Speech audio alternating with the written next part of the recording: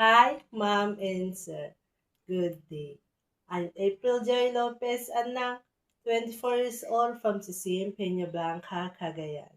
I am happily married with two daughters. The first one is 6 years old and the second one is 4 years old. My educational attainment is high school graduate. I took vocational course in 6 months as caregiver with NC2 certificate. My hobbies are cooking, cleaning, washing, taking care elderly and babies. I work in the Philippines as domestic helper. In my first employer, I worked there as 2 years. My main duties are cooking, cleaning, washing, and taking care one toddler.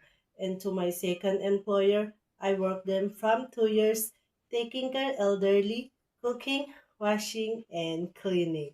I want to work in Hong Kong to sustain the needs of my daughters and my family.